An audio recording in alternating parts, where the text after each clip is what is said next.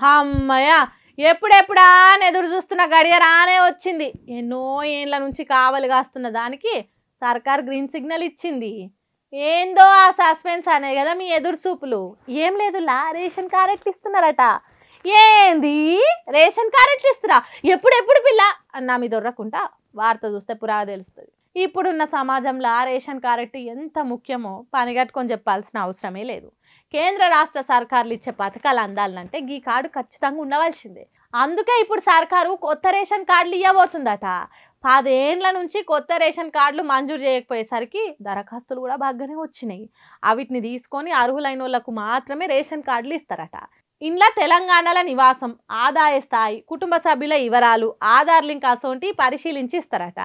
ఇంకో కొత్త ముచ్చట ఏంటంటే, ఇప్పటిదాకా రేషన్ కార్డులకు మొగోళ్ళ పేర్ల యజమానులు లెక్క ఉండేటి కదా, కానీ ఇప్పుడు మాత్రం ఆడోళ్ళను ఓనర్ల లెక్క చూపించుకుంటే ఈ కార్డులు ఇస్తారట. కొత్త రేషన్ కార్డులు మొత్తం 94 లక్షల మీదనే ఇస్తారట. దీంతో ఇంతకుముందు ఇప్పటి కలిపి తెలంగాణ మొత్తంలో 3 కోట్ల మందికి మీదనే రేషన్ కార్డులు ఉన్నోళ్ళుగా అవబోతున్నారట.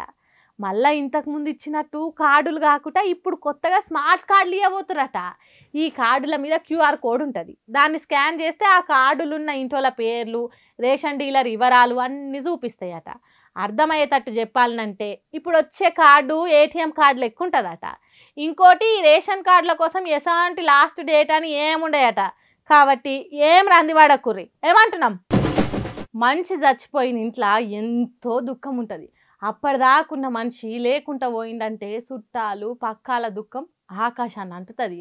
సచ్చిన మనిషి చేసిన మంచి పనులు యాద్ చేసుకుంటా తన జ్ఞాపకాలు ఒల్లించుకుంటా వలవోస్తుంటారు. అయితే వరంగల్ MGM దవాఖానాల జీవిడిచి మార్చరికి పోతే మంచి సచ్చిన బాధ కంటే ఎక్కువ మార్చరి మనుషులు చేసిన పొరపాటే ఎక్కువ ఏడుపు తెప్పిస్తున్నది. ఎందుకంటారా, ఇగో ఇందుకే. రందివాడేటోని మీద రాయెత్తేసినట్టు మూలిగైన అక్క మీద తాటి పండు పడ్డట్టు మనిషి చచ్చిన దుఃఖంలో ఇంటోళ్ళుంటే వరంగల్ జిల్లా MGM మార్చరీలా పనిచేసేటోళ్ళు ఇంకింత ఎక్కువ దుఃఖం కలిగేటట్టు చేసిండ్రట. ఒకళ్ళ శవాన్ని బదులు ఇంకొకళ్ళ శవాన్ని ఇచ్చి ఇంటోళ్ళనే కాదు మొత్తం ఊరును పరిశాన్ చేసిండ్రట. రాయపర్తి మండలం మైలారం ఊర్లుండే కుమారస్వామి అనే మనిషికి యాక్సిడెంట్ జరిగిందట. ఎంబటే MGMకి వేసుకొని పోయిందట. అప్పటికే జరగాల్సిన నష్టం జరిగి పానం పోయిందట కుమారస్వామిది. పోయిన మనిషి ఎట్లాగో తిరిగి రాడు కాబట్టి ఆఖరి కార్యాలకు శవాన్ని మార్చరీకి పోయి అడిగితే ఇచ్చిండ్రట అక్కడ పనిచేసేటోళ్ళు. ఏడ్చుకుంటూనే ఇంటికి తీసుకుపోయి అక్కడి నుంచి సాబు డప్పులతోని శ్మశాన వాటికకి తీసుకొని పోయిండ్రట.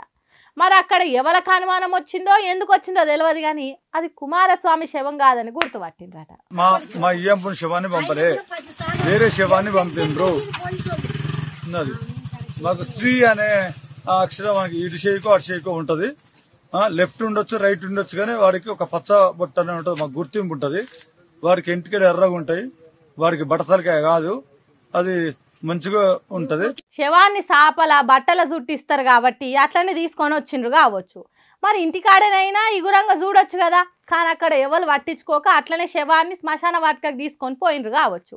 దింపుడు గల్లం కాడ గుర్తుపట్టిండ్రో లేకుంటే కాట్లు పెట్టినప్పుడు మంచి రూపురేఖలు చూసిండ్రో తెలియదు కానీ అప్పుడు కానీ ఈ శవం కుమారస్వామిది కాదే అనే అనుమానం కలిగిందట. ఇంకేమున్నది, లబో దిబో మొత్తుకున్నారట. MGM మార్చరీలా శవాలు ఇచ్చేటోళ్ళు చేసిన పొరపాటుతోనే ఇదంతా జరిగిందని శవాన్ని మళ్ళీ MGMకే పంపిండ్రట. మాకు ఏరేటోళ్ళ శవాన్ని ఇచ్చినట్టే మా కుమారస్వామి శవాన్ని ఇంకెవరికన్నా ఇస్తే ఎట్లా అని ఏంబటే MGM దవాఖానాకు మార్చరీకి పోయి అడిగిండ్రట. దానికి వాళ్ళు ఒంట్లే భయం లేనట్టు రేపు రమ్మని నిర్లక్ష్యంగా సమాధానం చెప్పిండ్రట. వాళ్ళు చెప్పినట్టే MGMకు పోతే మార్చరీల శవం లేదట. ఓర్ని ఇదెక్కడి ట్విస్ట్ రా దేవుడా, కుమారస్వామి శవం ఏమైందిరా భగవంతా అని మార్చరీలో ఎంత లెంకినా దొరకలేదట. ఎందుకైనా మంచిదని దవాఖాన అంతటా తిరిగితే ID వార్డులా ట్రీట్మెంట్ ఇస్తున్నారట డాక్టర్లు. ఎన్నెన్ని మలుపులు తిరిగిందో చూడుండ్రి కుమారస్వామి సావు ముచ్చట. పాపం మా ఇంటోళ్ళు ఏరేటోళ్ళ శవం ముంగట కూర్చొని ఎంత ఏడ్చిండ్రో ఏమో. పోన్రి, ఈ కష్టం పగవని కూడా రావద్దురా దేవుడా.